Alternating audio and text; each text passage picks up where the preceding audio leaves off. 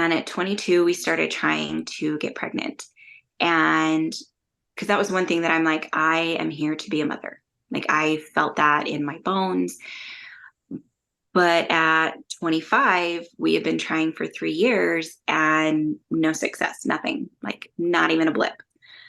And so I was really struggling. And at that point, I had done enough exploring within the spiritual world that I felt certain that multiple lifetimes, past lives were a thing. And so I'm like, okay, am I just supposed to feel this way and want to be a mother and want to care for people, but not have children of my own?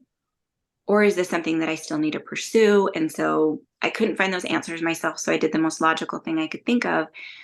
And I went and sat down with a psychic. And I just Googled medium near me on Google and went with the person that I felt drawn to. Her name was Pam.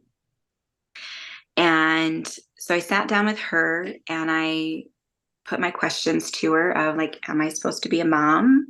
Or am I supposed to just carry on and do my own thing with my husband and just be content in my life without human children? And she's like, oh, no, honey. No, you're going to be a mom. There's two, maybe one for sure. And I'm like, okay, what's going on? Can you enlighten me as to what's going on? Like, when can I kind of expect this to kind of happen? She's like, well, you need to be on the right path. You need to have the right tools. You need to be the right kind of person in order to raise this child coming to you. And I'm like, okay, well, can you point me in a direction to like help me move in that path to become that person? And she's like, what kind of person am I supposed to be or whatever? And she's like, oh, honey, you're crazy like me. And I said, bullshit. And she called me out and she's like, you see shadows out of the corner of your eye. And I'm like, yeah. And then you see a person over here and then you turn and that person's gone. I'm like, yeah, everybody does that. And she's like, no. And she's like, you can look at a person who, like, you can look at a picture of a person and know if that person is alive or dead. Like, you can look at missing persons posters and know, like, if that person's going to be found or if that person is deceased and their remains are going to be found. I mean, a lot of people can do that. And she's like, and stuff's going to happen before it happens. I'm like, this is stuff that people do, isn't it? And she's like, no, it's not. Welcome to the Deeper Awareness Podcast, where we delve into the depths of our inner selves, uncovering authenticity and transformation. Join us for enlightening conversations on breathwork, self-discovery, and the profound journey within. I'm your host, Josh Perry, joined by the delightful Hannah Oxley. Let's begin. Hello, and welcome to another episode of the Deeper Awareness Podcast. I'm Hannah, and I'm so excited that you're here today. So as a breathwork facilitator, I am always looking for new ways to network, and I'm often find myself at like metaphysical fairs and that type of realm of people. And I have been so lucky to meet along my venture a few different mediums, psychics, if you will. And I love meeting these people because, well, we all have, I believe that we all have these gifts, but there are certain people that are just way more tapped in to being able to talk to spirits, the spirit world. And so, yeah, I know a few personally in my life, and I'm so happy to have them. So if you do not have a friend who's a medium, don't worry, we have one for you. Our guest today is Esther. She is a very talented and gifted medium. And she also takes her knowledge of human design and mixes it into all of her other intuitive gifts. So she is such a delight. I'm so excited for you to meet your new medium best friend. Please welcome Esther. So the question posed to me was, when we are younger, do we cut off our connection to our spirit guides, to our team, to our, I have a couple people who call it their panel, their spirit panel. And so I had to sit on this question. I had to think about it and like really fill it out. And looking at my own experience, what happened to me and what I I vividly remember being a teenager and having blinders on, that I was only able to see what was directly in front of me. Like I couldn't have the empathy and the connection with spirit that I have now, because I needed to recreate traumatic moments, or not traumatic moments, but to recreate karmatic moments from my soul's history or from their soul's history of whoever it was that I was interacting with. And but I grew up when I was really, really young. I remember talking to people who weren't there and having that connection with them when I was really little. And then usually around the time that we hit our teen years, that's when we really get into recreating those karmic moments. And so we don't lose that connection to our guides. I think they're always there. I think we still have those moments where we have those intuitive hits that it is our spirit team coming in and communicating like, hey, um, uh, this is the direction that we need to go in, or this is what you need to do, or this is what you need to know about the situation. But we don't think of it, because we're conditioned by churches and religions and societies and things like that. We don't think of it. We think of it as our own gut, as our own, like whatever. We don't think of it as something outside of ourselves. And we have those blinders put on usually when we hit puberty. That's when I really like shut down. And when most intuitives and mediums and the like, they shut down is at puberty age, to help us focus on recreating those karmatic moments, those healing moments, so that we can then spend the rest of our lives healing them and doing that work. Does that make sense, Josh? Mm-hmm. Yeah. And so we get to a certain point, usually around our Saturn return, where we're like, okay, it's time to wake up, and it's time to come back to this, and it's time to redevelop this connection between the physical and spirit. Well, that's my 2 cents on it. I have these phases of listening to Ram Dass like religiously. And so what that just reminded me of is he always talks about we had to become a somebody. And then after we become somebody, we trying so hard to become a nobody, because in that nothing space, in that nobody space, we're all one, and we can see more of what it is that spiritually we're looking for. We're looking for those answers. So when we hit puberty, we're trying to be that somebody that fits into society. And in that space, we put those blinders on, because like the person I'm trying to be can't be talking to people that aren't there. No. Yeah. Not about, yeah. Anyway, should we start the show for real? Get back on track. It's like I do have ADHD, so the squirrel like drives the show a lot. This is the show for real, though. This is what we just whatever comes through it's meant to be. And I was telling Josh right before you hopped on. I technically have a new nephew. It's my boyfriend's family, but my boyfriend and I live together and stuff. So I'm like, he's my nephew. Yeah. And so, but I haven't been around a baby in so long. And so it was like looking at him yesterday, it was just like he just chose his parents. He's here. He's chose this little life. And he's probably so much more wise than all of us in the room combined, but also knows nothing. Like, so it was just a nice reflection of it is like what life, how we just choose. That's how I believe. I believe we chose to have come to experience all of this emotion and all the resistance that comes along with being a human. And he just chose this little body. So cute. I know. How old is he now? How many weeks? Just a couple days. Days. Man, Brand's making new. Brand new baby. Oh yeah. Yeah. And they're so much blank slates at that point. It's insane.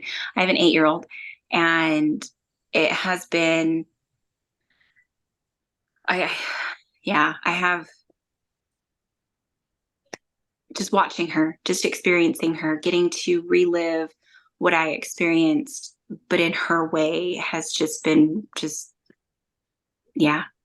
and it is so different. I don't know if you plan on doing the human child thing, but it is very different watching your nieces and nephews, because they're like a step away, and you don't see the day to day. Like you don't see the gradual, like when you see them, it's like this big jump, and you're like, oh my gosh, you're so much more of a human. Like all of a sudden, like it's astonishing. I've my niece is 16; she just turned 16, and I'm like, no, like how did that happen? And but watching your kid grow and discover, and it's amazing. It's so fascinating and really beautiful. Mm-hmm. Yeah. Yeah, I look forward to that. I do want to have children.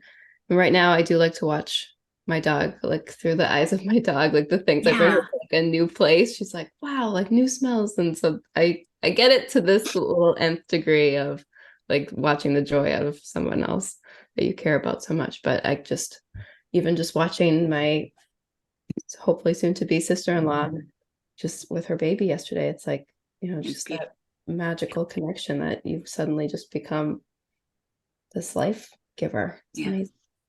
Yeah. So I did write down some notes of things. So I looked over the questions that you guys sent in the email. Um, do you guys want me to just Well, start? do you want to introduce Hannah, or Hannah, do you want to start the show and then I'll just Sure. edit that piece in. I can move Yeah, things around. somewhere. So, Yeah. or I can do it. I'm either way, Hannah. How do you want to go? Well, I can start by welcoming Esther. Esther, welcome to our show today. Thank All you I for know, having me. oh, I'm so happy. We've just chatted a little bit, and so I'm already so excited to have her here with us. All I know about you is that Josh met you at what would you call like a store that has all of the things that I All the love. things. We call it a metaphysical or pagan witchy shop, but I think metaphysical kind of covers it. It's called the Conjuring Tree. It's in West Jordan, Utah. I work there as well as do readings out of there. I'm a psychic medium, and it is a magical space to be in. And if you're looking for stuff, you'll probably find it there. I love that. We have a few of those stores near us.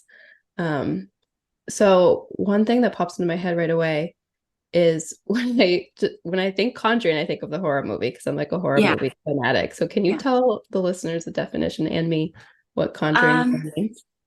So the conjuring tree, historically, like if you go back in pagan days, it was usually a special tree or a special grove of trees where pagan communities used to gather around to worship and to conjure spirits, to bring forth their ancestors, to conjure their magic, to pay homage and all that. So it's not really like conjuring the devil. It is conjuring spirit. It is conjuring your ancestors. When you say a word so many times, it starts to lose meaning. Conjuring, Mm-hmm. see that. Um, so I was not a part of the owner's decision to create the name. So having Jer or Andy on to explain that part of it would probably be a lot easier. But their goal within the store is to support as many paths as they possibly can. And they understand and know that each individual, as a pagan, as a witch, as a intuitive, as a spiritual being, is here to walk an individual path.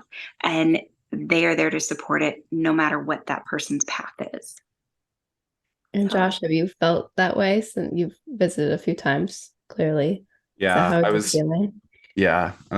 Esther, you probably don't even know this side of my story. So I was looking for tarot cards. And so I Googled tarot cards near me, and it was like 12 minutes from where I was staying. And so I drove over there, and it's like a strip mall kind of setting. And I pull into the parking lot and I'm scared to go in.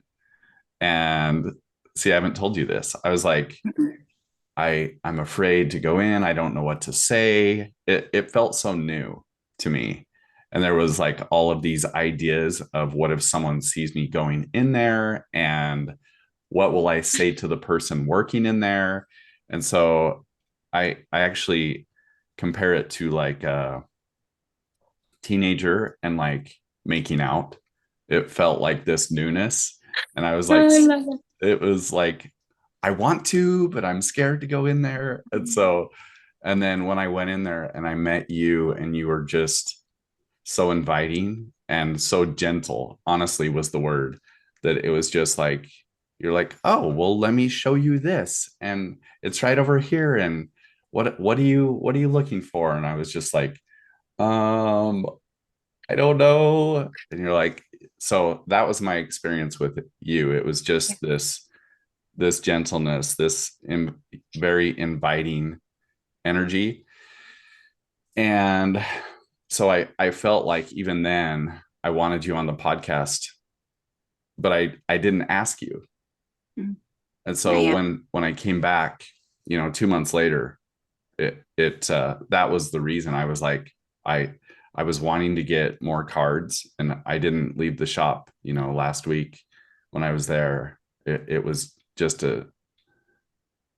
I got Yeah. to chat with you more, and it felt really aligned to invite you on. So with all of that, we'd love to hear. So we want to hear your story, your life story, and It's whatever juicy. makes, yeah, juicy.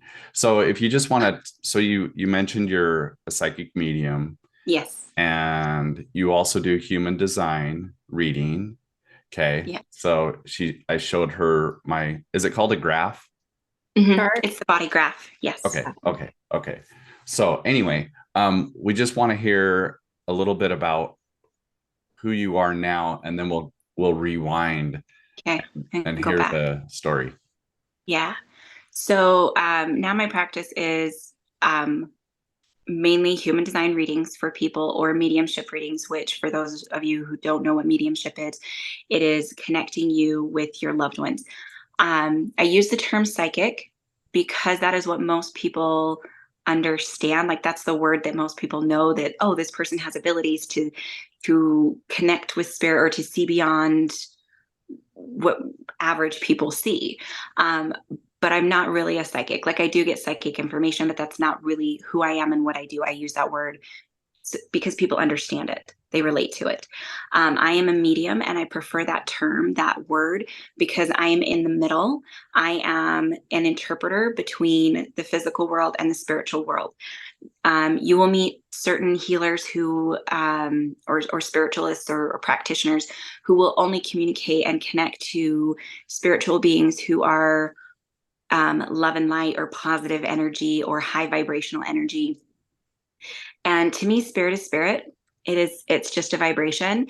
Their power, control, influence, whatever, what have you, it is your say, your call. So I am comfortable talking with any form of spirit that happens to come by. And sometimes I need to go into somebody's house and tell some nasty little critter to get out and leave this family alone. And I am happy and comfortable to do that. But most of my readings, most of what I do, is connecting people to their loved ones who have crossed over. Human design came to me um, just about 4, almost 5 years ago, and it has been self-discovery and helping other people discover themselves. And that's my absolute favorite thing to do, is to watch people be like, oh, this is who I am. This is who I've always felt that I am. Oh, this, I get permission to be who I am because this is the way that my energy is designed and built and meant to operate. Oh, I get to be me. And I love human design for that reason. I do also use tarot and or oracle cards in my readings. If you book a session with me, it will probably be a little bit of talking to dead people, a little bit of tarot cards, and a little bit of human design, all wrapped up in one, because those are all the little pieces of the puzzle that people need to hear from me. So And I bet they complement each other so they well. do. They do. Somebody will be struggling with, well, how do I handle this, or how do I do this? And the answer is in their body graph, in the human design body graph. And then other times they're like, how is this relationship going to affect? And it's there on the tarot cards. Or their grandmother's being like, honey, you got to let this guy go. He is trash. Like, yeah. And I have yet to meet a dead person, whether they're like every single dead person that has crossed over, that is connecting from the other side, from heaven, or whatever you want to call it. I call it being one with the universe.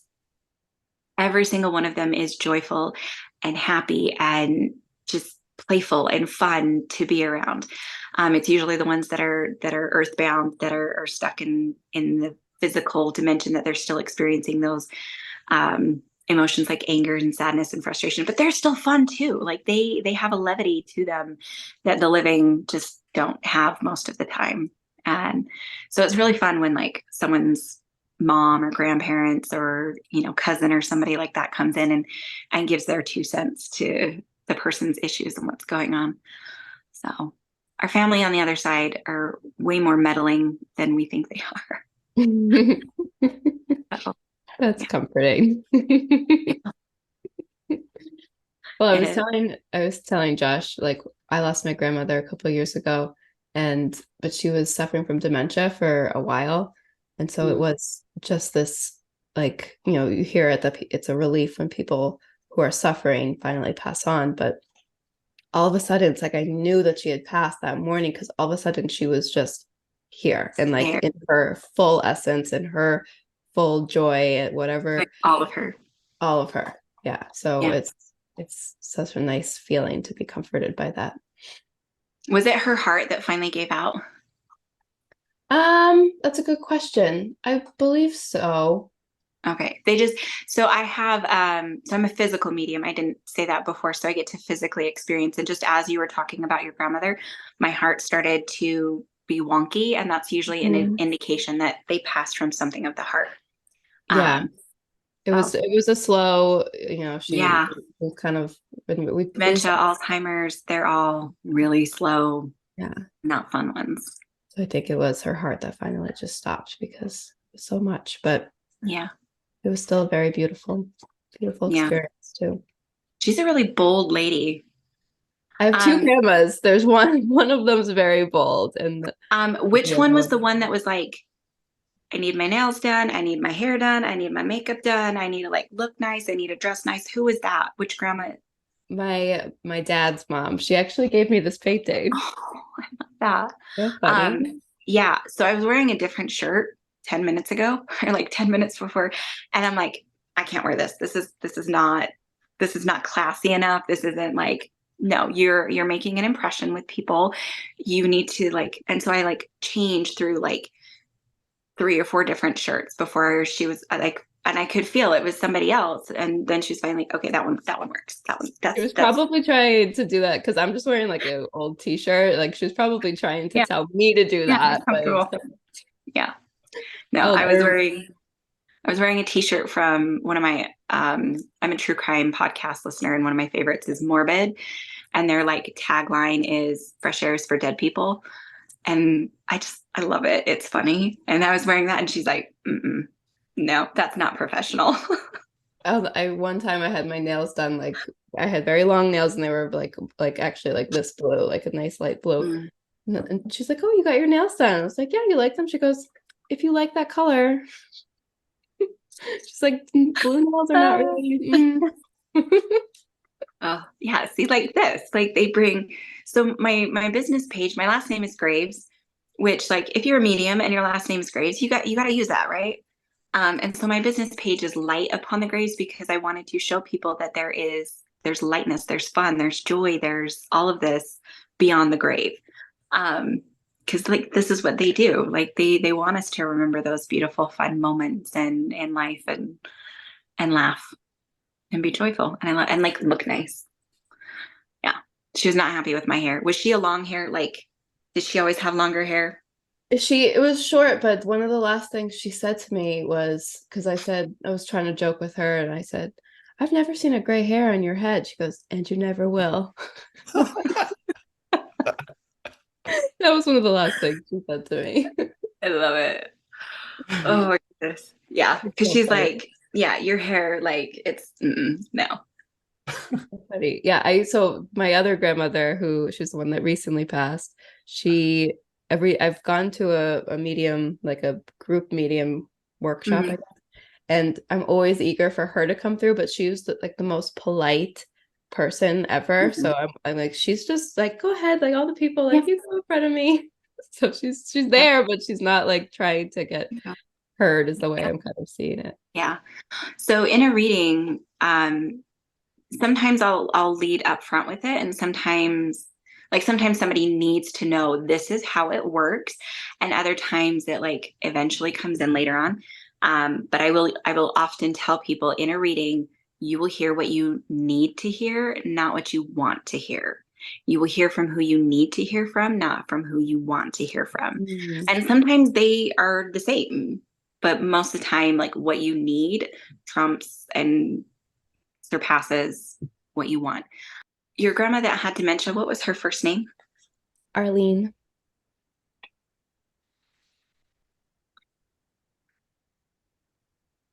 So you said her name, and I see butterflies. I just see butterflies flying like all Aw. over the place. And it's not like one butterfly or two butterflies, like it's a lot of butterflies. Have you had a moment where there were just like butterflies all over the place since her passing?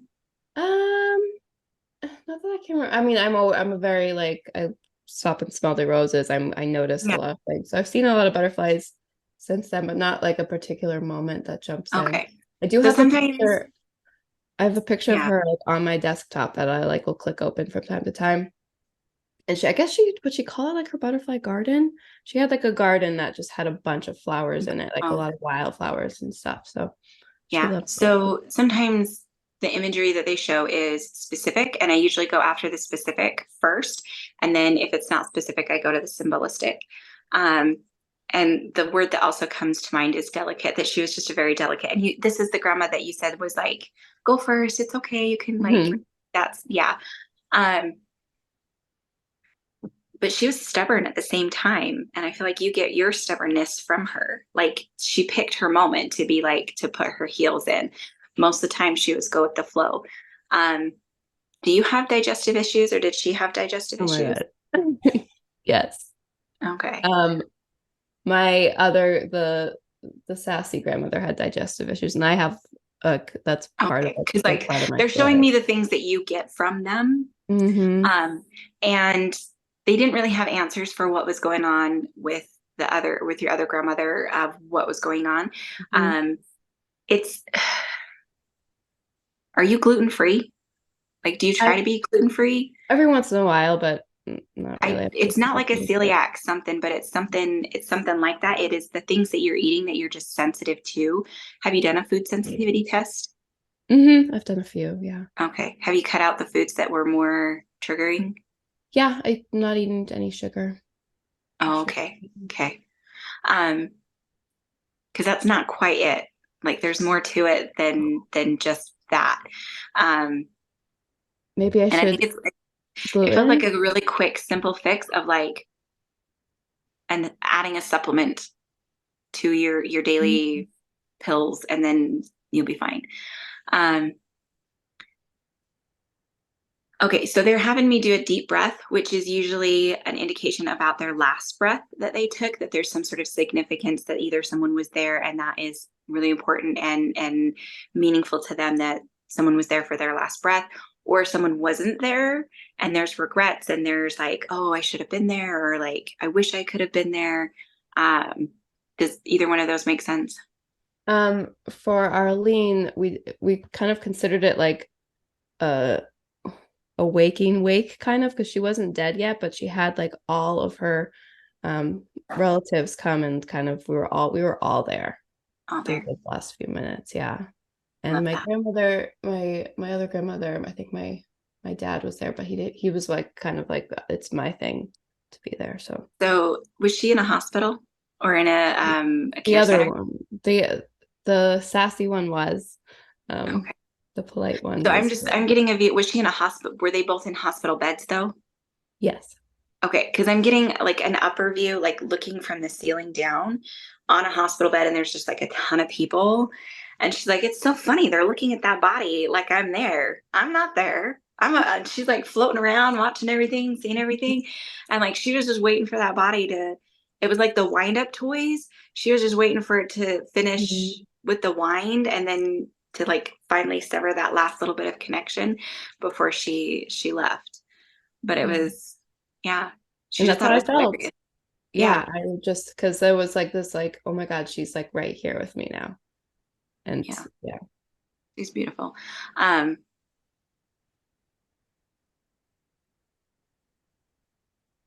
she is definitely so.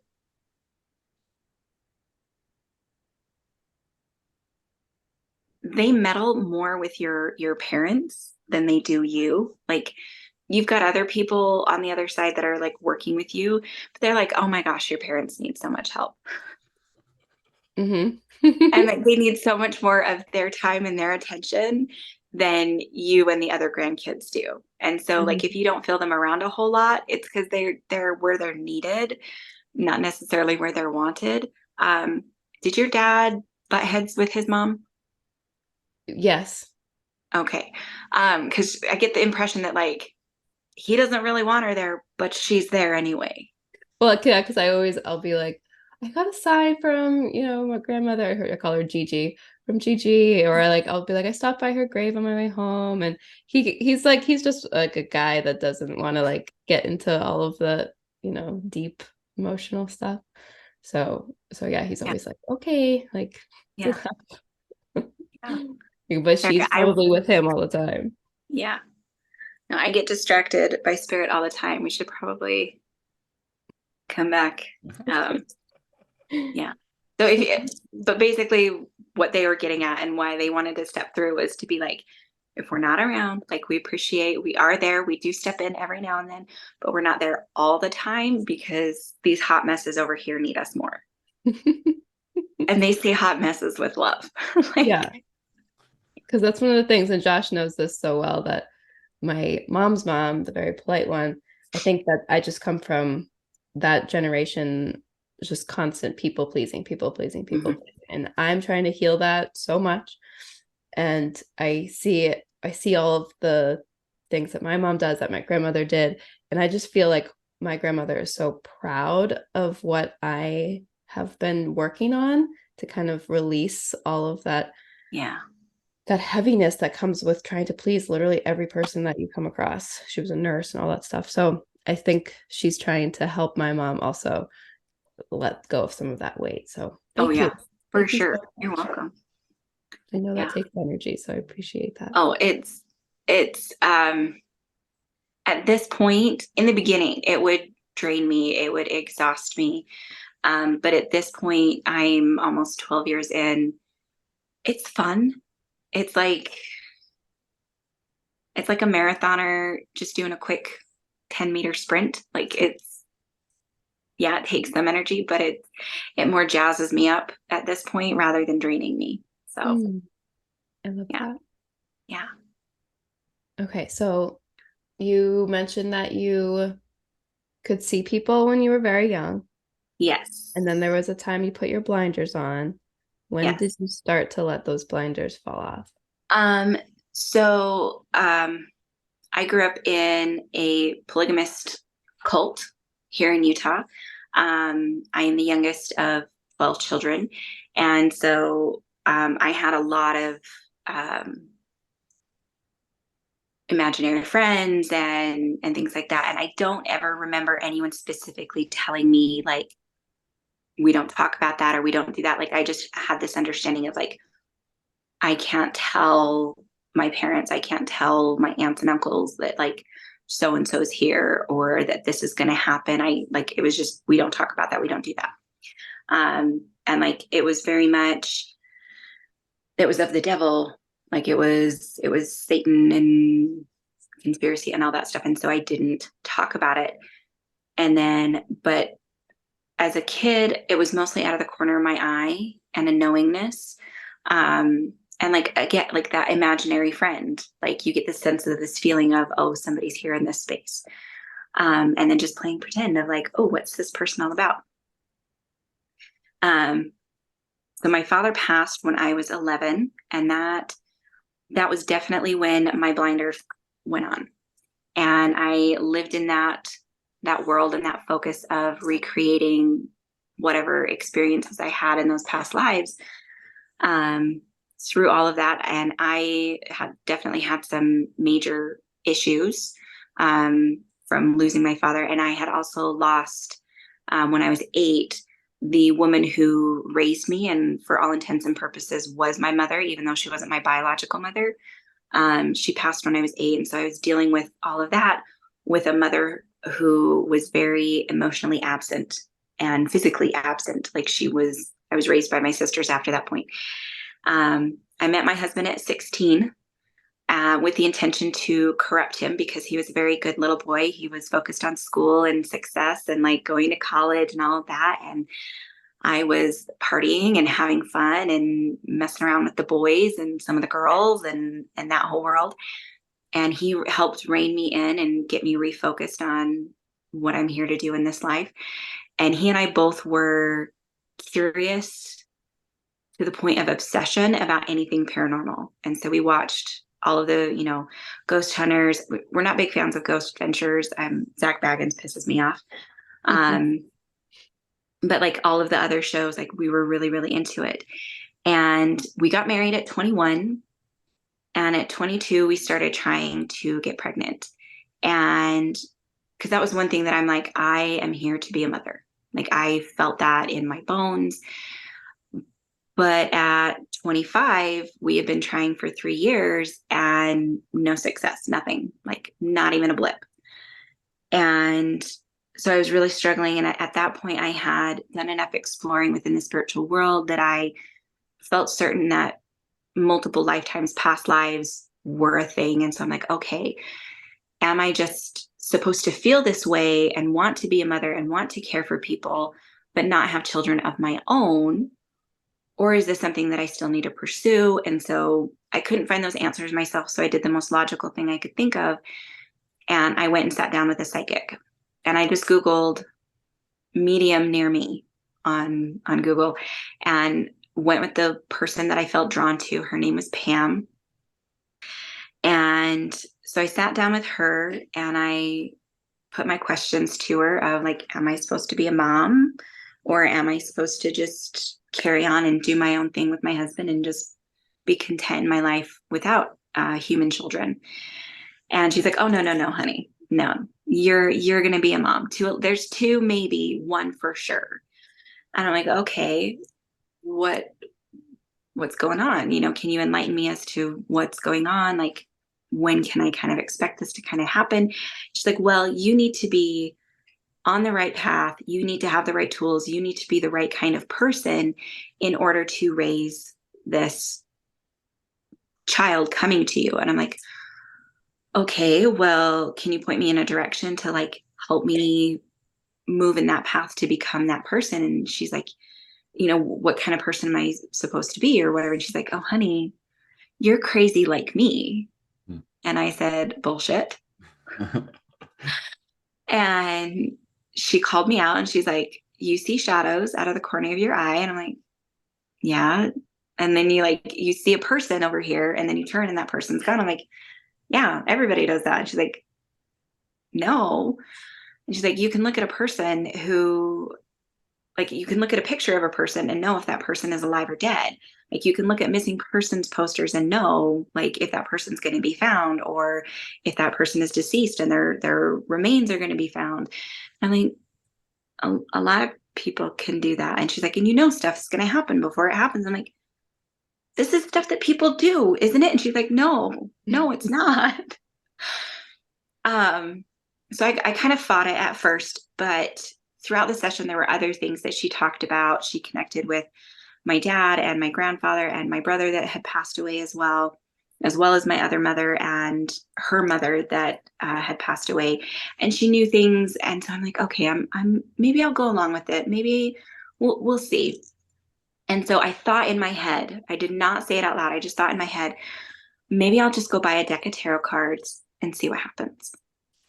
And as I was leaving her office, she was getting ready to close the door and she popped it back open. She's like, oh, hey, when you get your deck of tarot cards, bring them back to me and I'll help energetically seal them to you so they work a little bit better and like you can understand and bond with them better. I'm like, okay, like I just thought that in my head and she just magically knew it.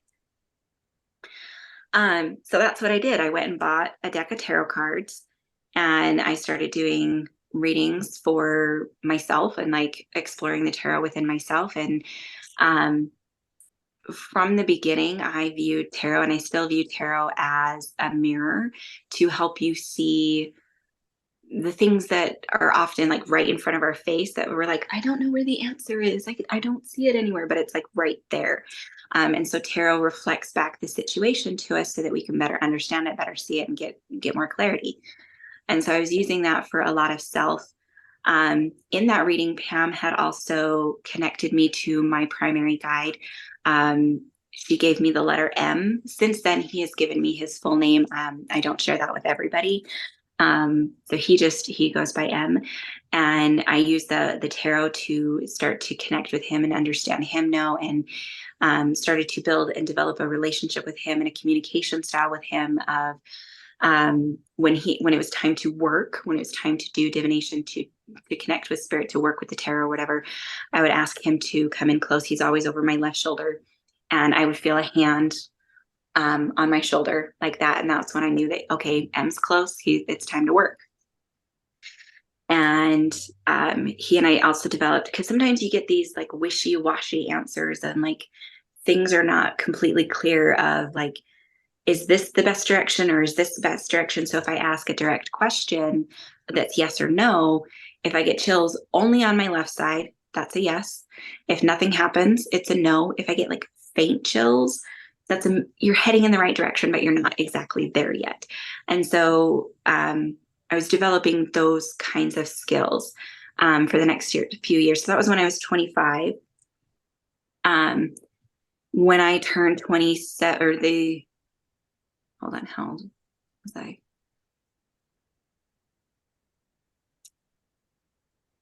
When I was 27, I woke up that January in a panic of, I need to be pregnant right now, like right now.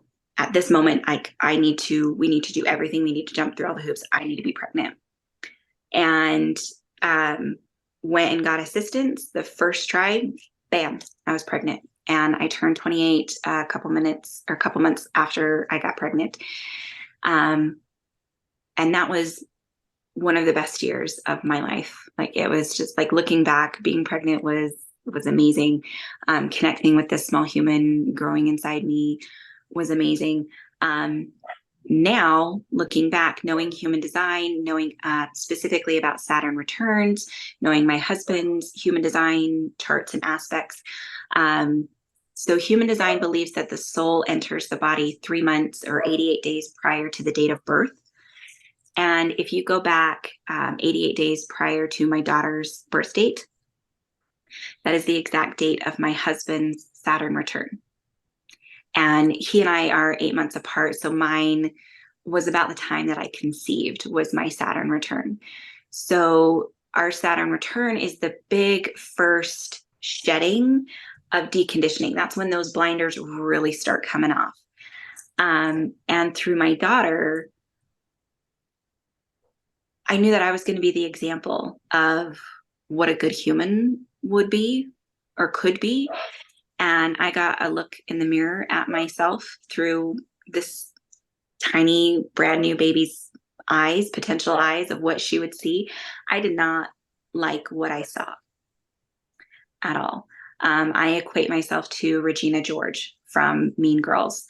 And like, Josh is like, no, like, you're not Regina George. I was vindictive. I was manipulative. I was gossipy and backstabbing and just vicious with certain people. I was very, very manipulative to get what I wanted.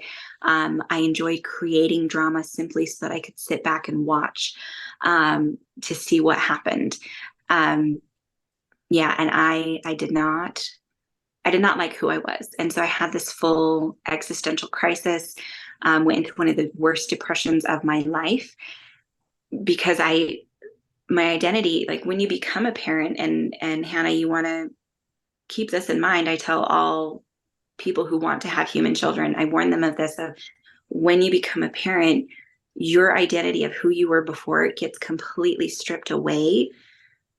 And some people recreate who they were in that new shell of who they are, with just like an added detail here and there of being a parent. But for the people who are really here to heal and to learn and to grow as souls, as humans, and all of that, they create themselves as their authentic selves, not who they are supposed to be or who other people tell them am I making sense with that? Definitely. Yeah. And so because I looked at myself and I'm like, I don't like who I am. I don't like what my life is all about. I don't want to be this. I do not want to be this. This feels so wrong. And so then I started thinking about, okay, who do I want to be? What do I want to be? And I kept going back to that reading with Pam of, I am here to do what she did in my own unique way. And after having my daughter, that was the first time that message sat comfortably in my heart, like in my energy of like, yes, that is who I'm here to be. That is what I'm here to be, is to be a guide, is to be a teacher, is to be in the middle, to be an interpreter, and to help people discover who they are, what they're here to do, where they're going in life, all of that. And to be, so I'm a projector in human design, and Jenna Zoe, who's one of the big names out there with human design, she calls projectors birds in a tree because we have this view of the land. And as long as we stay in the tree and allow those animals who are lost or confused or trying to find their way to come to us, we can guide them and direct them. And so my goal now is to be the bird in the tree, to help guide people to where it is that they're going, and who they're here to be. So, and again, going back to that reading with Pam, if I did not have the tools as a medium, if I didn't develop as a medium, as an intuitive, to be able to communicate and connect with spirit and understand them and all of that, I would be screwed as a parent. Because she was 2.5, 3, when we moved into this house, and our old house, the house that she lived in when she was born. We had a roommate. I named him Jeff. I don't know if that was his actual name, but that was the name we gave him. And he loved to mess with my husband. It was hilarious. Like, he would not do stuff to anybody else in the house except for my husband. Like, my husband would turn a light off, he'd walk out of a room and the light would flip back on. Like, he would mess with his baseball caps. Like, it was just hilarious. Anyway, so I was really excited to move into this house because when we did the walkthrough, it was empty. There was no spirit in this house. And I'm like, oh my gosh, this is the first time I'm going to live in a house with no paranormal activity, that has no spirits in it. Yeah, no, they just came with us. But she had just turned 1 when we moved into the house. And then when she was about 2.5, almost 3, she wouldn't go to sleep in her room, and she was crying and she was really, really upset. And we're like, okay, what's wrong? What's scaring you? Can you show mommy what's scaring you? And she's pointing up at her ceiling and she was telling me about this scary boy. I'm like, this scary boy? And she's like, yeah, he has pointy teeth and he has pointy ears. Sorry. Oh, I think some snow just fell off my roof. So is it the guy Like, with the pointy ears? Yeah, sorry. There was just like a really big rumble and like thunk. And I'm like, I think it was snow falling off my roof. I live up on the west bench. Sorry. Yeah.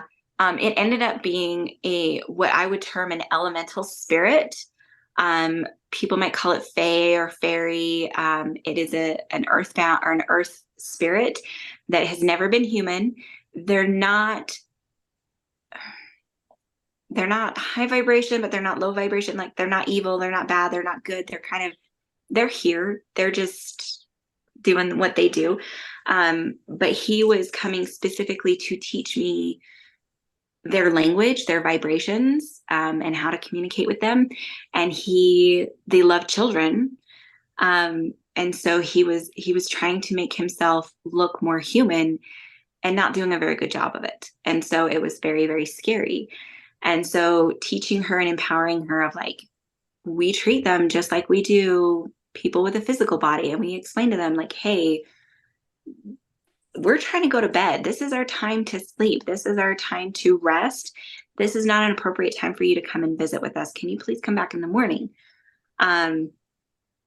if we are in large crowds where there's a lot of people, she gets overwhelmed. And so knowing to teach her how to bubble and how to push her energy out and back so that she doesn't get overwhelmed. If I didn't have these tools to teach her, like, and understand these tools myself, I would not be able to parent her. I would be in over my head, and really, really struggling as a parent. And so would my husband if I didn't know what I know now. And so Pam saying, you need to have the right tools, you need to be on the right path, she was 100% correct. And my daughter she was the catalyst for the major points of my healing journey. So after she was born, sorry, I was gonna say we have a human design friend who I introduced to Josh, and I love talking to her about how she parents her two kids completely differently because they're two totally different designs. So what design is your daughter? So again, I'm a projector. My husband and my daughter are both generators.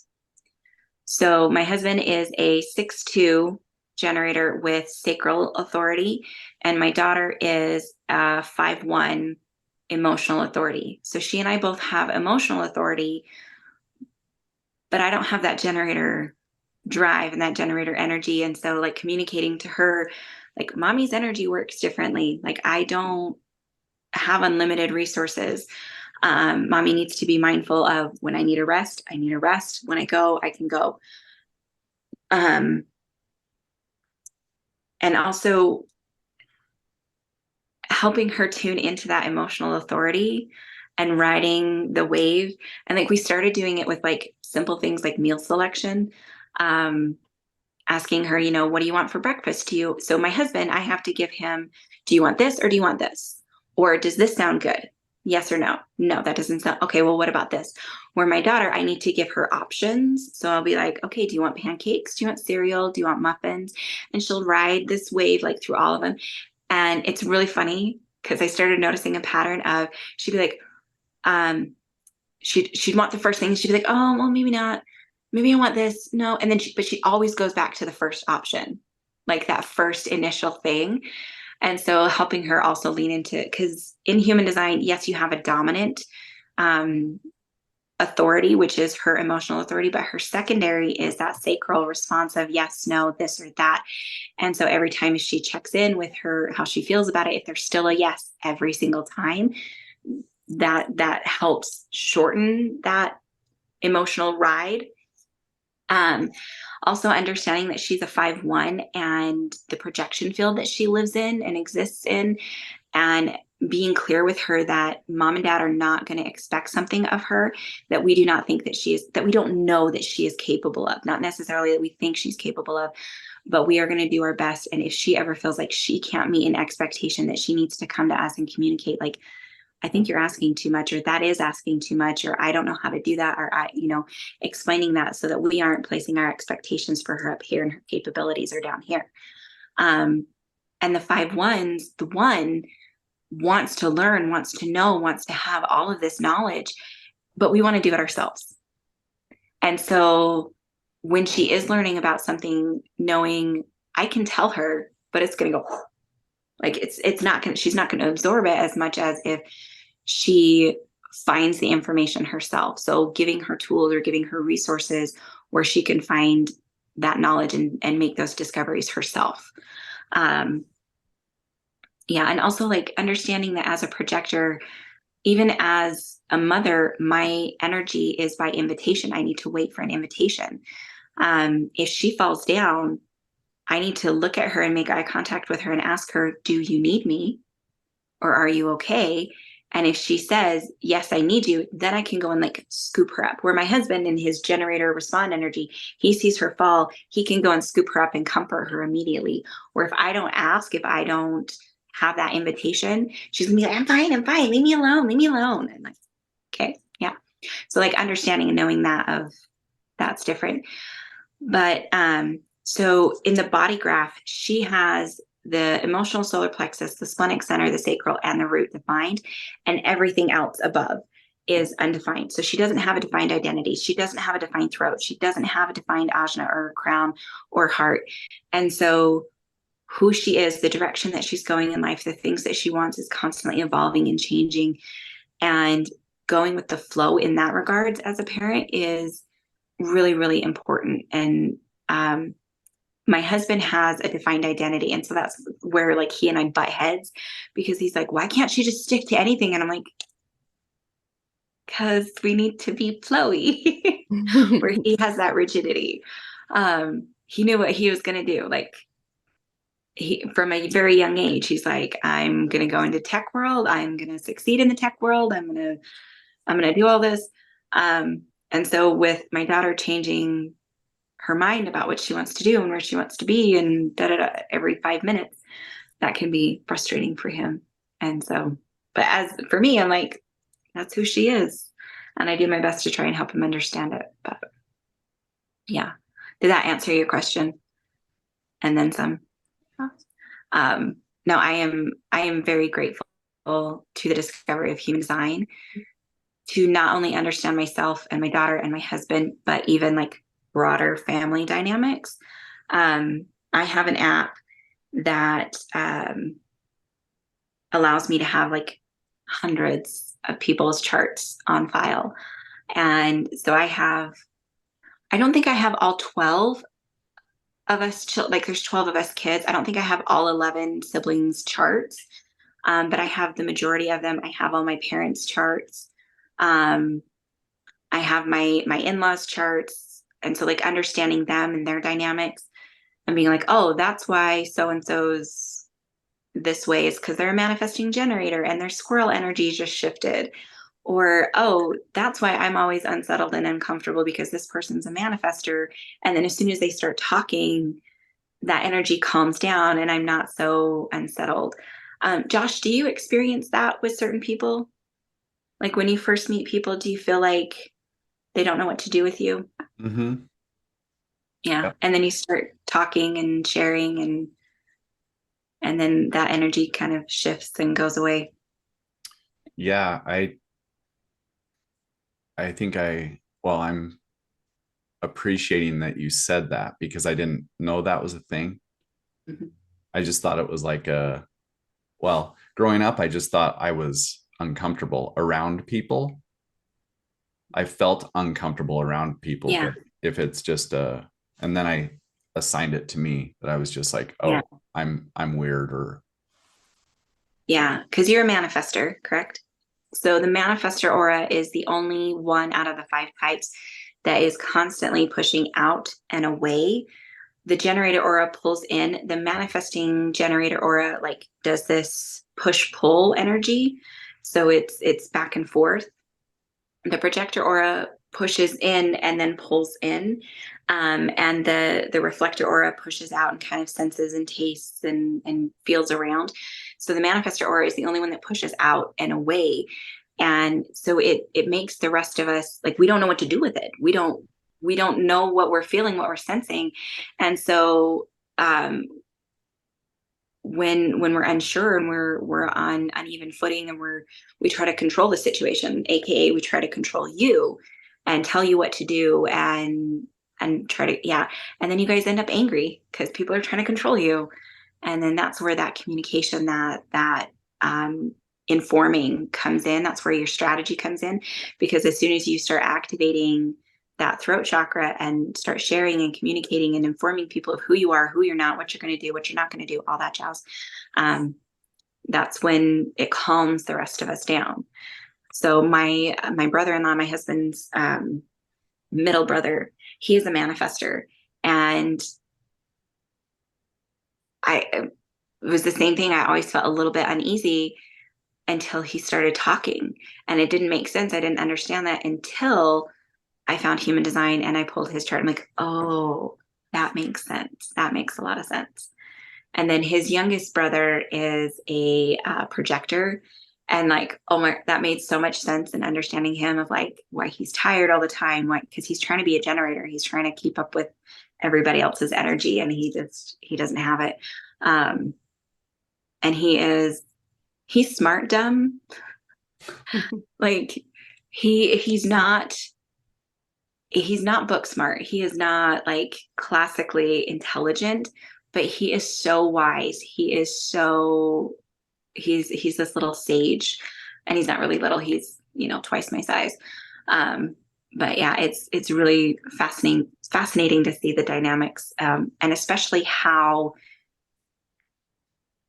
there's a relationship between the manifestor and the projectors that I've noticed, that there's a little bit more tension between the two, and I'm not entirely sure why. It's just something that I've observed.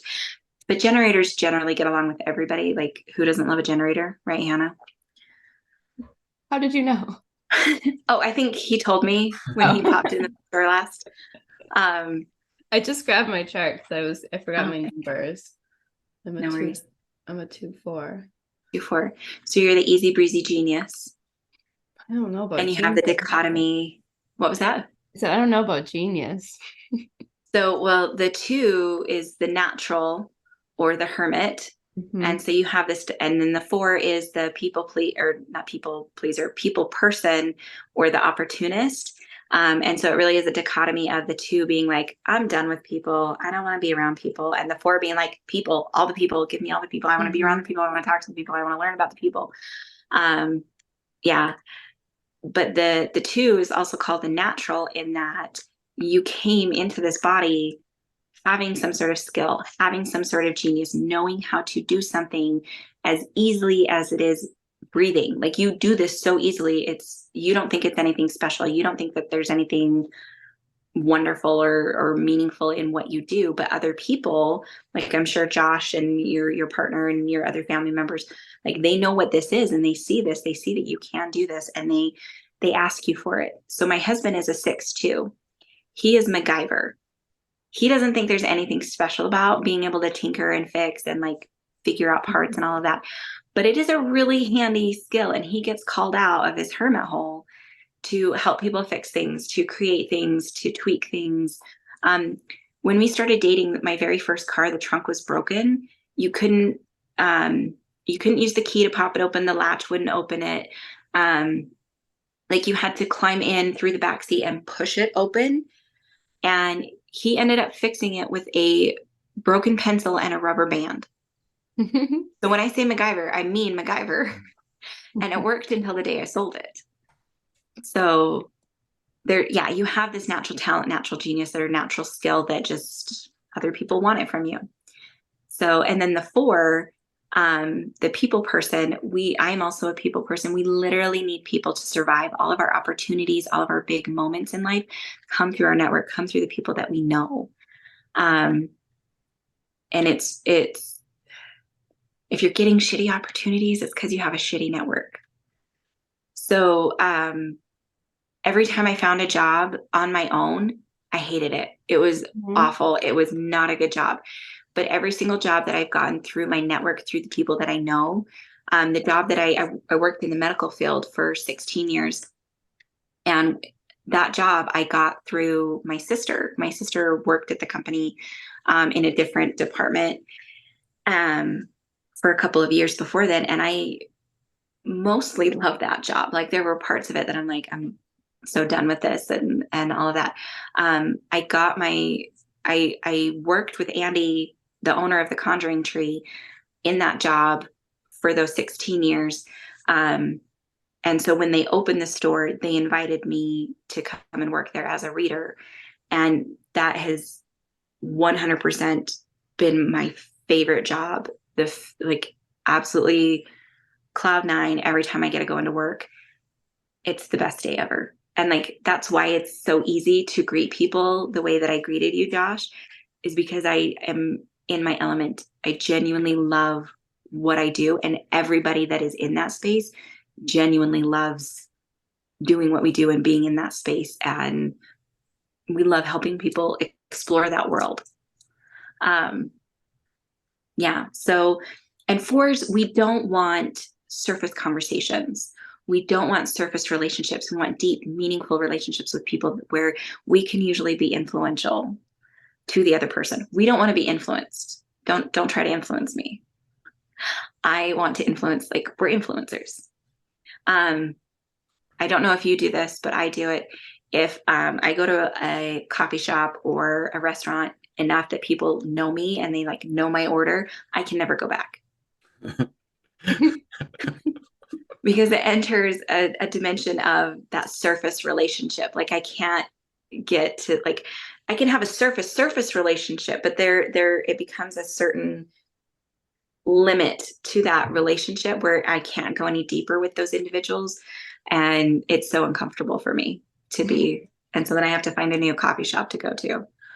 But, Well, I was telling Josh this week, I had this friend who I was trying so hard we went on a walk and I was like, look at, even though all these plants are dying, like, look how beautiful, like this, whatever it was. And I'm like, look at this moss.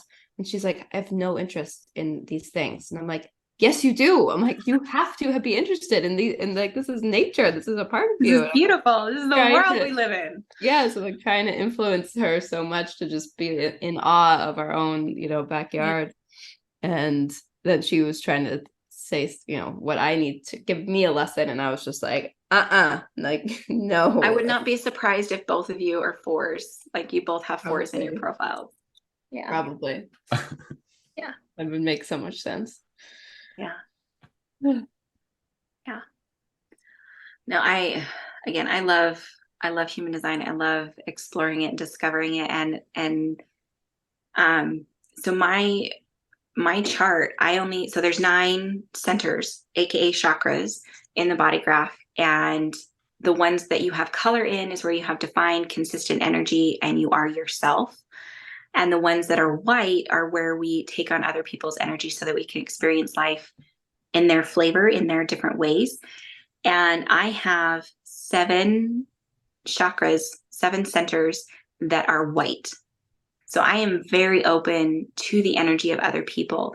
And so when I discovered human design and I discovered, oh my gosh, these are all the different ways, these are all the different areas that I've been taking on other people's energy and being conditioned by other people, it made a lot of sense. And it made the work a lot easier, and it made releasing the conditioning and other people's stuff a little bit easier. And it gave me permission to be who I thought I was. So the majority of the world are generators. There's 70% of the world that are either generators or manifesting generators. And so us manifestors and projectors and reflectors, we try to be generators. And so when I got my human design chart and I saw, oh my gosh, I have been trying to be a generator. I've been trying to respond to life and to go out and do all the things and keep up with all of them and build and create and all of that. It was so like relieving to be like, oh, I'm not a generator. I am not here to build empires. I am here to help those who are building empires tweak those empires to make them better. I am here to be a teacher. I'm here to be a guide. And it removes so much weight off of my being. And then also understanding that I'm not here to guide and teach every single person that comes to me along the way was another moment of like, oh, thank goodness. Like that was getting overwhelming, thinking that every single person that came asking for help, I was meant to help. No, I'm not. I'm allowed to say no of like, this energy doesn't feel right. I just had to fire a client a little bit ago because she always comes to me in crisis. And when you're in crisis, you can't hear the message that you need to hear in the way that you need to hear it for it to actually resonate, to actually make a difference and to make an impact. And she would not listen to that of like, you need to calm the fruit down. I don't know if I can swear, sorry. You need to calm down before you make an appointment with me. You like need to come to an emotionally neutral zone and all of that. And I could see you have emotional authority or sacral authority? Me? Yeah. Because you did mention that you were a people pleaser. It says emotional generator. So is that okay? Emotional authority. Yeah. So your authority is your body's way of communicating what is energetically right for you and what is not. And generators in general are people pleasers, but more so emotional. Because when we're emotional, we're picking up the energy and the emotions of the other person, the person requesting. So we want to answer however they want us to answer. So if someone's coming and asking for our help, they want us to say yes. So in their energy, we want to say yes to them. And then that person leaves and we go, why did I agree to that? I don't want to do that.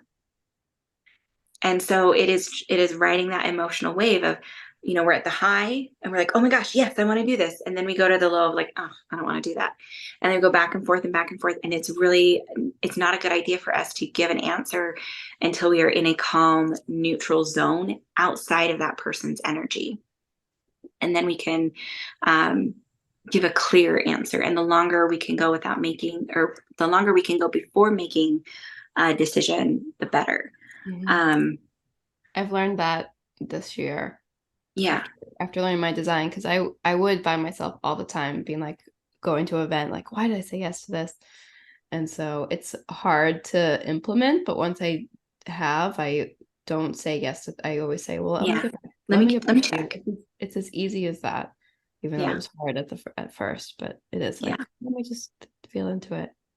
Well, as a generator, you instinctively know that you are here to bring joy and to uplift and bring forward momentum to the world and to people around you. And so like it's second nature to do what you can to make the people around you happy. But you don't nobody realizes that the way that you make other people happy is by making yourself happy first. Because if you are not doing the things that light you up, if you are not engaging with that sacral energy of the things that bring you joy, you start sucking the energy and the life out of the people around you, and it backfires. Mm-hmm. If you're saying yes to somebody because you want to make them happy, it ends up backfiring and not making them happy, making them, drained of energy, and then you're drained. So yeah, I feel like that's really important to say to you specifically, and maybe some other people that are listening, of like, do the things that bring you joy, and you are going to then radiate that out for everybody around you to then pick up. My husband, if he comes home from work and he's been doing all the things that he doesn't want to do, which is usually meetings, he hates meetings. So if he's had a day full of meetings, he'll come home and I will have like a good amount of energy. He'll walk in the door and I will be exhausted. I will be just done and wanting to go right to bed. But if he's been doing things that he loves and he's like fixing and tweaking things and creating new systems and all that stuff, and he comes home jazzed, I then become the Energizer Bunny and I'm zipping around and doing all the things because he's radiating that energy out to me. And I love it. Yeah. Can we chat a little bit more about the mediumship? Yeah. So you said you're a physical medium? Physical. Yes. What are the other, talk about the physical, and then what are the other ways that shows up? So they're called the clairs, is what most people, so clairaudient, clairsentient, claircognizant, clairgustance, clairalience, and basically they're tapping into our senses. So I am clairsentient, is clear feeling. I feel in my body. I also have some claircognizance. So we all have a dominant clair. We all have a dominant way that spirit communicates with us. And for some people, they'll randomly smell things that, like, they'll smell coffee when they don't drink coffee in their house, or they'll smell cigarettes and nobody smokes, or they'll get a perfume, or, et cetera, et cetera. There are people that are clairaudient that will hear things. They will hear voices. They will hear, someone calling their name, things like that. So for me, I discovered that I was clairsentient when I went to a development class at Crohn's Hollow, which is another metaphysical witchy store here in Utah. And Jennifer Martin, who's one of our psychics at the Conjuring Tree now, she was working out of there at the time. And so she was hosting this class, and it was called What's Your Clair? And her and another gal who's moved out of state handed around an object and then a photograph. And we were all meant to spend time with each of these, either the photo or the object, and tune in to any physical changes. If we got pictures in our mind, if we got words, or just like like something popped into our knowing, if we got tastes or smells, any of that stuff. When I got the photo, I'm looking at the photo and I just knew it had said everything that it needed to say. There was no information that it could give me that wasn't going to come out of the mouth of anybody else. And so I just passed that on. And then I got the charm. And as soon as the charm hit my palm, I immediately felt this push on my chest. And I felt like I was breathing in particles of something. And so I'm like, I wonder if this person who owns this object, I wonder if they have asthma. Anyway, so then everyone went around sharing the information that they got. And so I shared, I got this pressure on my chest, and then I felt like I was breathing in particles. Does this person have asthma? And she's like, no, but I know, I will explain. So then when everybody had a turn to share, she then explained that the charm would hang from her rearview mirror in her car. And one day when she was driving on the freeway, a mattress flew off of somebody's vehicle, landed on her front hood, which then threw the airbags out and hit her in the chest. And she vividly remembered breathing in the particles from the airbag, like that dust that comes from the airbag. And so that was where I learned, oh, I'm a physical medium. And then that was right about the time that Teresa Caputo came onto the scene. And she's a physical medium. So she's the Long Island medium. And so when I'm like, oh, I'm a physical medium, okay, I'm going to start paying attention to physiological changes that happen to me when my spidey senses are tingling or when I'm in a reading. And so the very first reading that I did in a mediumship capacity, it was very similar to today, where I needed to change my outfit like 10 different times. My makeup was never good enough. I didn't have time to like do my hair because parenting. And I was really, really upset and like frustrated that I couldn't like curl my hair or make it really fancy or anything like that.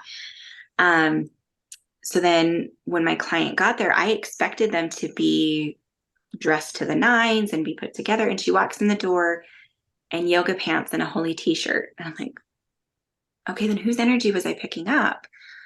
And it turned out to be her grandmother. And I don't remember all of the other, I call it reader amnesia because it's not my stuff. It's not mine to carry and remember. It's not my circus. It's not my monkeys. So I will remember that I did a reading with someone and I might remember like bits and pieces of it. And as I start to talk to someone, more information might come back. But a lot of times, like as soon as that person walks out the door, everything that happened in the reading will go with them, or it will in a couple of days. But there was also something about peacocks. I kept seeing something about peacocks. And when she would go to visit her grandparents, there were peacocks that lived in the neighborhood.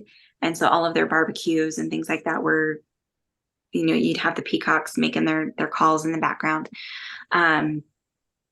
So then over time, so you have a dominant clair, and then over time you can develop just by practicing the other ones. And so that was where I was like, okay, the physical stuff is really helpful, but it would also be helpful if I could get like words or pictures or knowledge. And so then I started doing workshops and other classes or courses in intuitive development with different people and places around the valley here in Utah.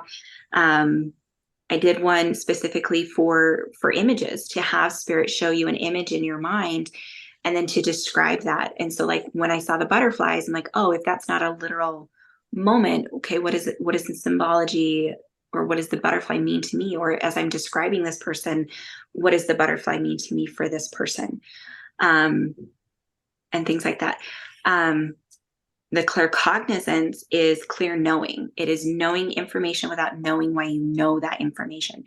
And a lot of people who have a defined splenic center in their human design chart, if you have a defined splenic center, you will get a lot of that claircognizance of I know without knowing why I know information. And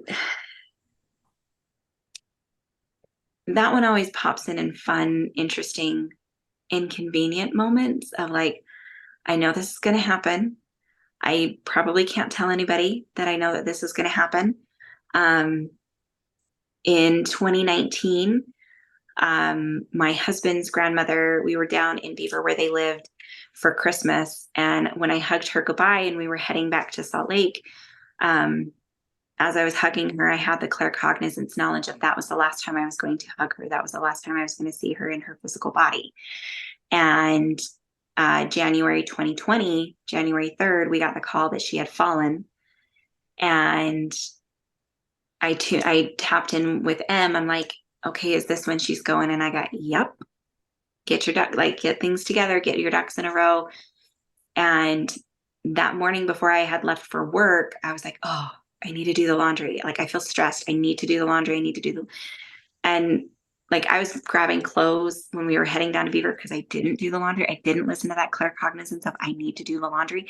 And so I was grabbing clothes like from the back of my closet, and ended up forgetting stuff because I didn't do the laundry. And so when we were dealing with all of that initial stuff, my daughter was wearing pants that were way too small for her and et cetera, like all this stuff. It was, so listening to that irrational of like, this is weird. Why do I need to do this thing? This doesn't make sense. Information is really important because it is coming from spirit. They're trying to give us a heads up of stuff's going to happen and you need to be prepared for it. And doing these things that feel weird and don't make sense is going to help you prepare for dealing with this thing of what's coming. So we did not make it in time to say goodbye to her. She passed when we were like halfway to Beaver. It's a 3.5-hour drive from the valley. But she showed me one of the most beautiful and amazing things. And so throughout the years, another one of the things that I was doing was developing the third eye, working with the traditional Hindu chakras, and developing the third eye. The third eye is where we get those inner visions that, you say, picture an apple, you see a picture of an apple in your mind's eye. And so when we got to the house in Beaver, I asked Bonnie, can you show me where you are in the house? And I fully expected to get a mental picture of her non-physical being standing, next to her husband or sitting in her chair or sitting on the couch, somewhere. I expected that. And instead, have you guys seen the movie Hook? That was in the late 90s. So there's a scene in the movie Hook where Tinkerbell is coming through the window and she has this halo of light around her. And then she's that little star of light. So I saw one of these lights with the halo around it. I saw one of those next to every single person's left shoulder that was in that house. And there was probably 20 to 25 people, and every single one of them. And then I had this just knowing, this knowledge of she has split herself into all of these different pieces to go and be with everybody in this space. And then I put my stuff down and breath work, right? So super important. And then I had to ground myself, and breath work is one of the best ways that I found to ground. And so I put my stuff down before I went and hugged everybody. And I still had this mental picture, and I grounded. And as soon as I exhaled, I got a mental image of looking up over the city of Beaver and seeing all of these little lights all over, just sprinkled all over the town. And then I went up even higher over the entire state of Utah, and just more of them all over the place, just with all of the pieces. She had split herself into thousands of pieces so that she could go and be with absolutely everybody that she meant something to, or they meant something to her. And there were some of them even out of state and just all over the place. And it renders me speechless in some instances, because I can't explain how beautiful that was and how amazing that was. And she was the first person that I was close to that passed after I had fully opened the door to being a medium, to fully going into that world. And that was part of her role, and our karmic tie with each other was she was going to show me some of these things, and she is still showing me some of these things. a lot of people who have mediumship abilities will lose a lot of loved ones throughout their lives, whether they're direct family members or friends or et cetera. Because each of these individuals that passes is training them or showing them something about death and dying, about the other side, about their abilities, et cetera, et cetera. And I love, this is my like favorite part to tell the story of her passing. Her name was Bonnie. So after or at Bonnie's funeral, when we're graveside, it is freezing cold. Everybody is just bundled up in their coats, and we're all at the cemetery, and she's in this beautiful spot with gorgeous mountain view. And Beaver is a very rural town, and the bishop or the person who was overseeing like the prayers and all of that stuff, they had finished, and we were all just kind of mingling and chatting, and all the family. And I kind of I had turned my head a little bit, and I was kind of looking up a little bit, and I noticed something in the sky out of the corner of my eye, and I look up, and I just saw one, but apparently there were two bald eagles circling over her grave, just going in circles. And I ran over to my husband as quick as my heels would let me. And I like, look. And he grabs like everybody was just looking up, and we just watched. I just saw the one eagle, but other people saw two. But we just watched them circle and get higher and higher and higher into the clouds until they just completely disappeared. And to me, that was Bonnie. That was Bonnie's way of being like, bye, I'm out, I'm done. And so when we went back to the house, I tuned in again. And when I'm connecting with someone who has crossed over, so like Hannah, your grandmother's, when I was connecting to them, they kind of hover off of the ground, like their energy feels a little bit higher up than the earthbound. Like earthbound spirits, like they're on the same dimension, on the same plane as we are. And so I expected to see or feel Bonnie on this kind of elevated space energetically. And instead, I did feel that. I did feel some of that, but there was also one light left.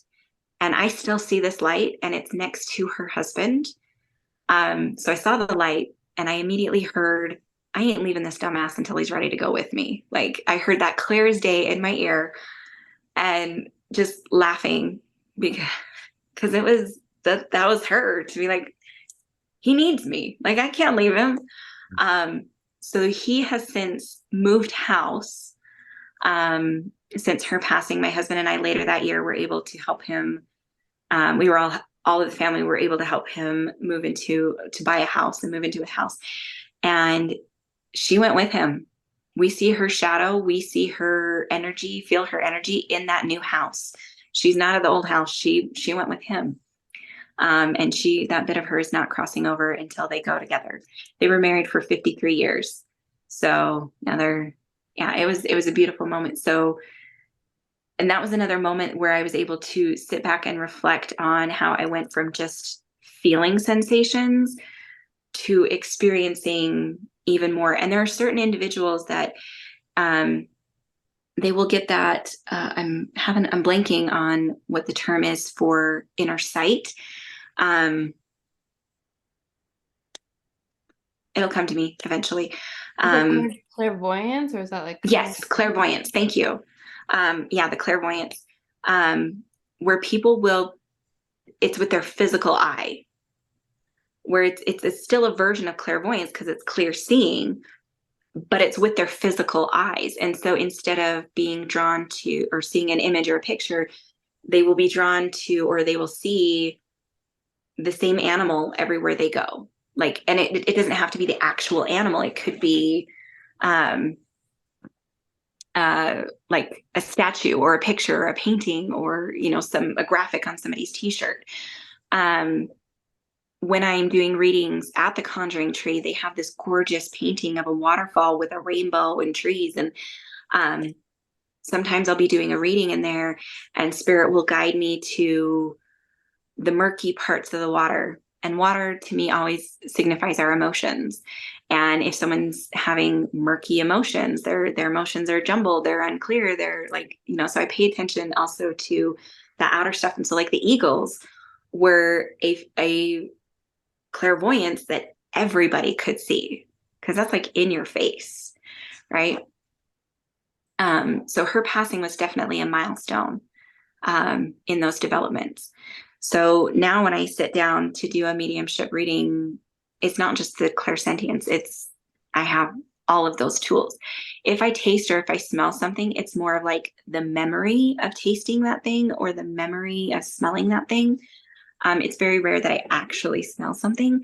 And it's when I do, it's like my grandfather showing. I don't drink coffee. Like I drink coffee, but I don't make coffee in my house. And he'll come in with the smell of coffee. Yeah, things like that. Does that answer your kind of questions? I think I went over and above. So as you made the decision to step into this, Mm-hmm. knowing, like Pam said, you're crazy like me, like there is that, do I still fit in to society? Like, was there fear there? Was Oh there, yeah. can you talk a little bit Oh, about that and that decision um, to jump in? it was a gradual, step by step, person by person.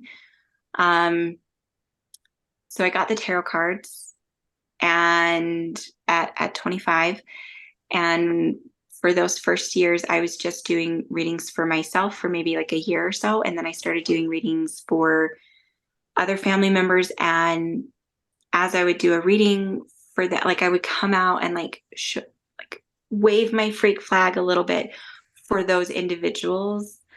And I'm not, I think it was around the time that my daughter was born. My give a damn broke. I genuinely got to a point where I did not care anymore what other people thought of me or how other people felt about what I did. If they didn't like it, that's on them. And to be your true authentic self and to live the life and the existence that you are here to live, that's your give a damn about what other people think has to break. Like it has to, or you're not going to be able to be who and what you are. There was a moment, and I remember this like very clearly and specifically, and this memory actually came to me last night. So my oldest brother, his name's Dean. He's named after my father. He is still he left the polygamist church when he was younger. But he has remained part of the mainstream LDS church, aka Mormons. And a few years back, I don't like hosting parties and get-togethers and things like that, but I will if I have to. And I think I was hosting Thanksgiving. It was either Thanksgiving or Christmas for my family.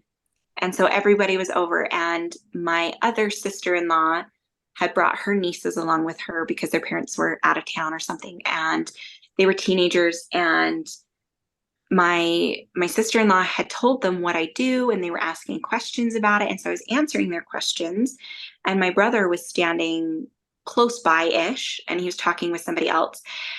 And when I finished talking with the girls, he like pulled me aside and he's like, I don't know if it's a good idea to talk to people about that kind of stuff, and like trying to shame me into not doing what I do and being who I am.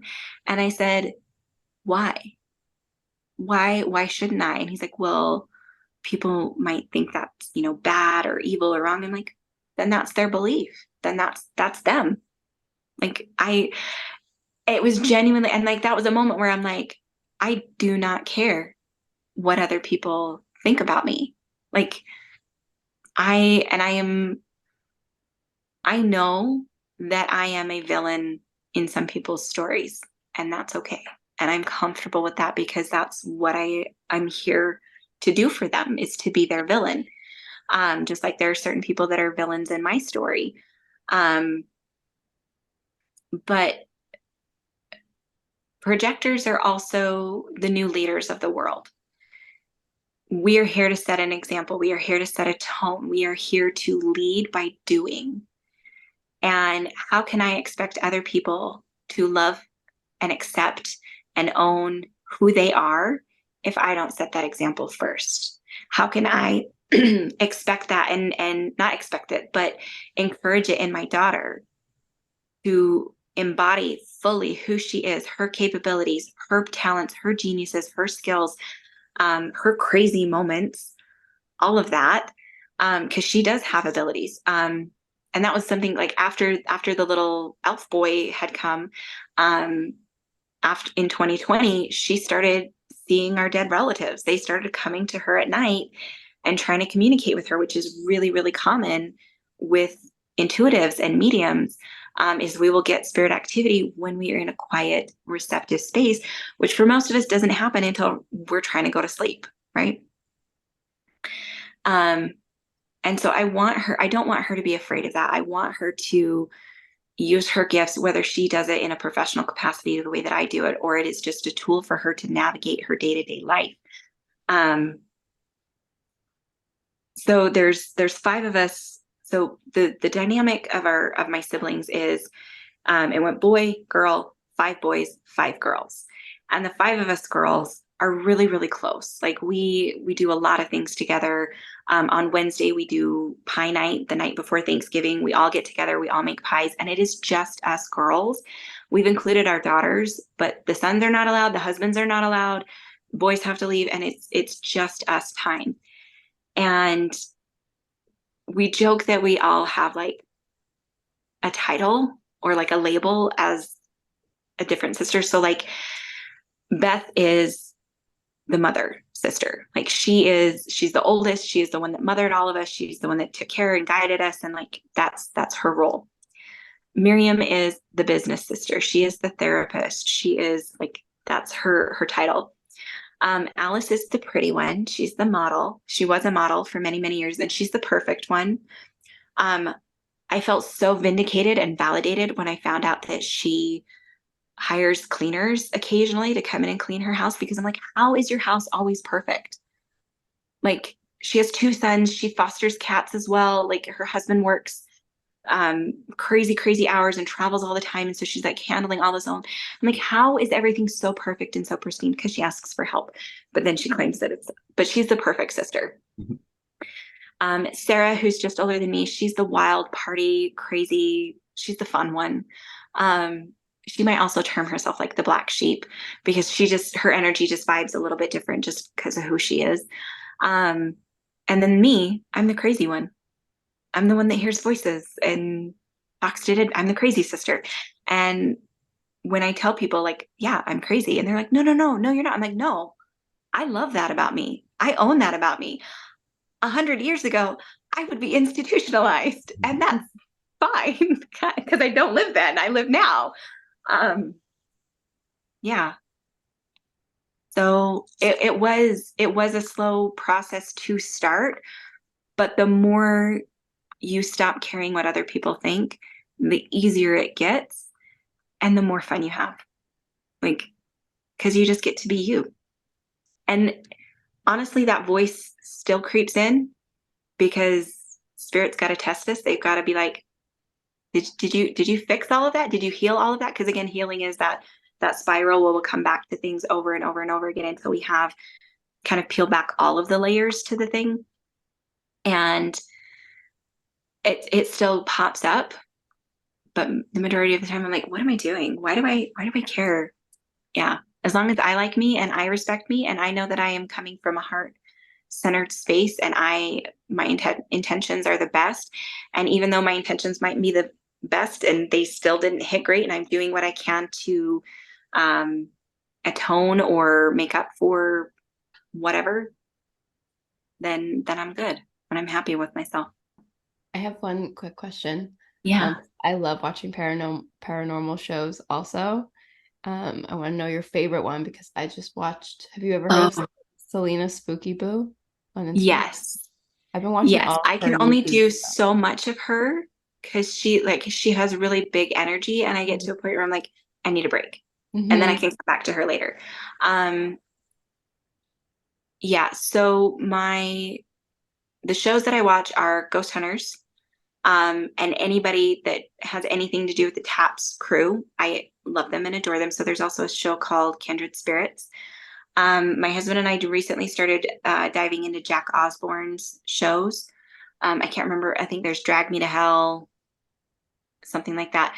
And then there's another one that he just started that we watch. And then The Dead Files. Have you ever watched The Dead Files?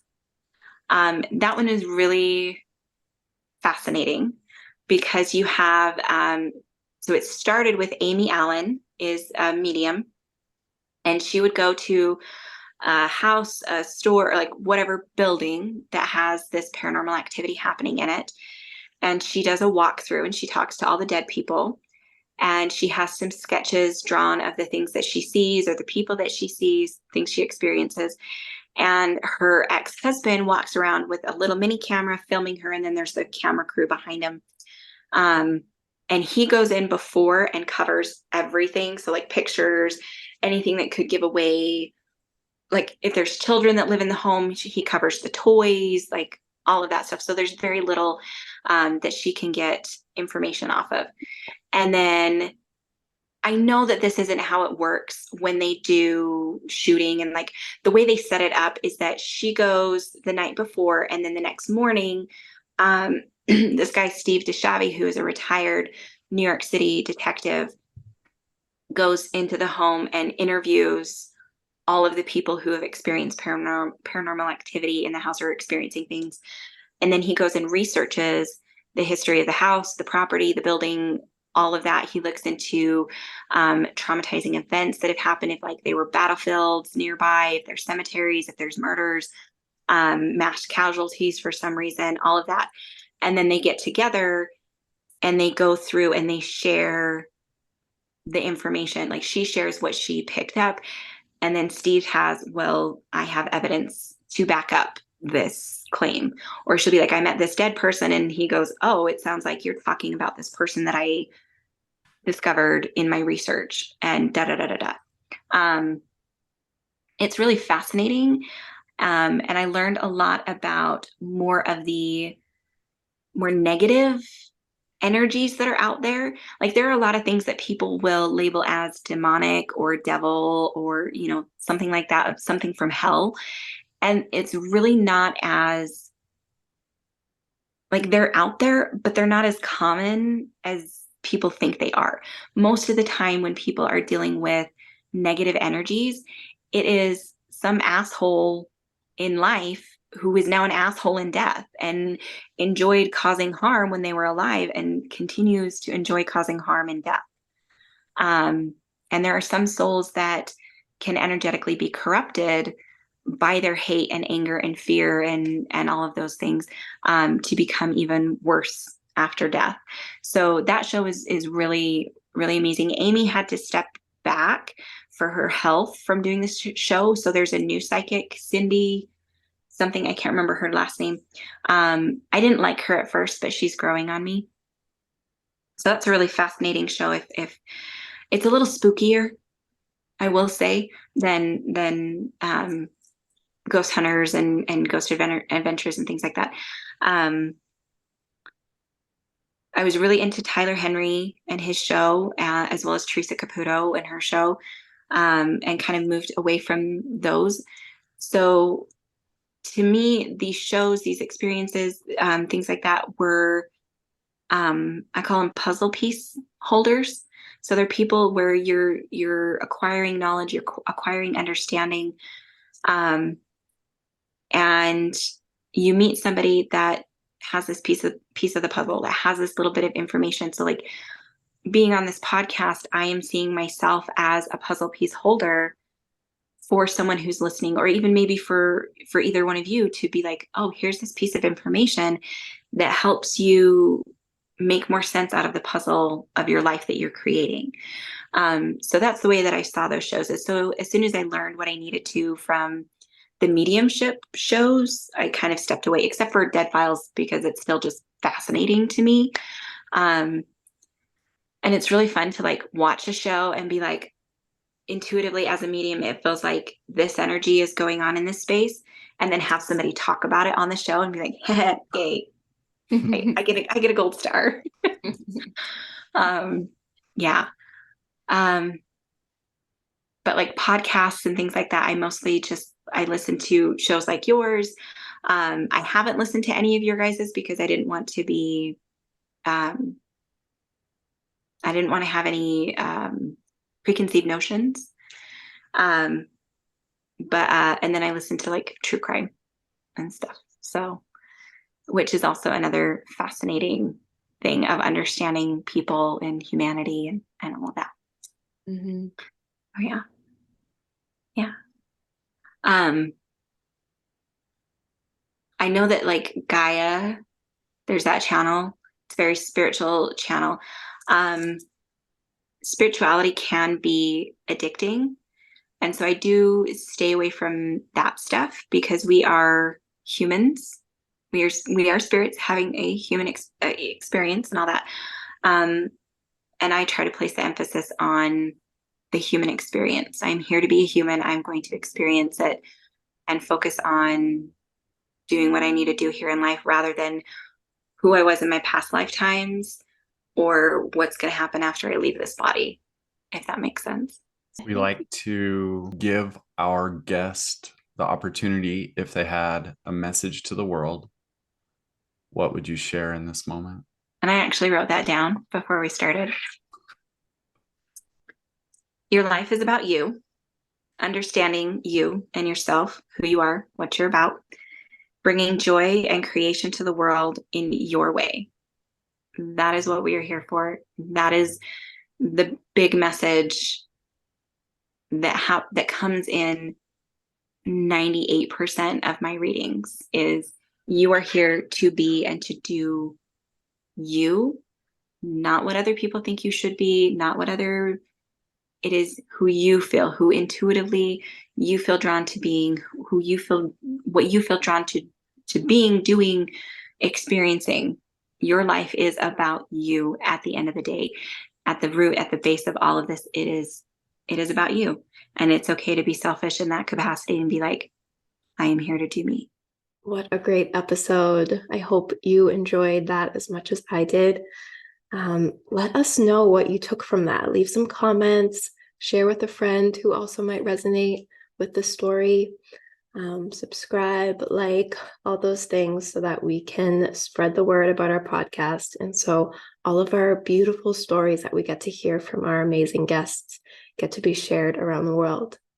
We appreciate you as a listener, and we'll see you next time. Thank you. Thank you for listening to the Deeper Awareness podcast, where the journey of self-discovery and inner growth continues to unfold.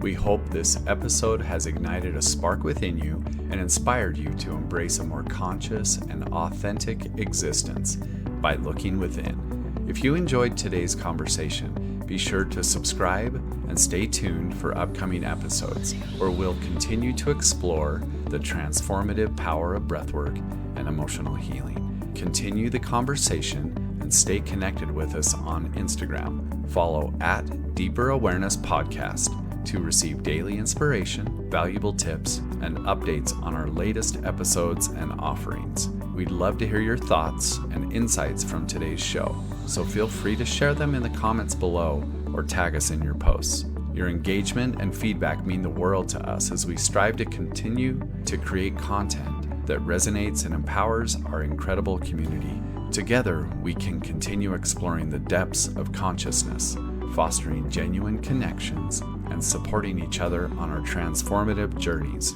This episode is brought to you by You Belong Breathwork, your destination for transformative healing and self-discovery. At You Belong Breathwork, we believe in the power of breath to unlock the deepest parts of ourselves, leading to profound insights and a greater sense of connection and belonging. Whether you're seeking emotional healing, a deeper connection with yourself, or a path to authenticity, our breathwork sessions, retreats, and coaching programs are designed to guide you on this transformative journey. Our experienced facilitators are here to hold space for you as you explore the depths of your consciousness and discover the infinite potential within. Visit youbelongbreathwork.com to explore our offerings and download a free guided breathwork session. Thank you for being a part of our Deeper Awareness community. Stay connected, stay curious, and may you embrace your true essence with love and compassion. Goodbye for now, and see you in the next episode.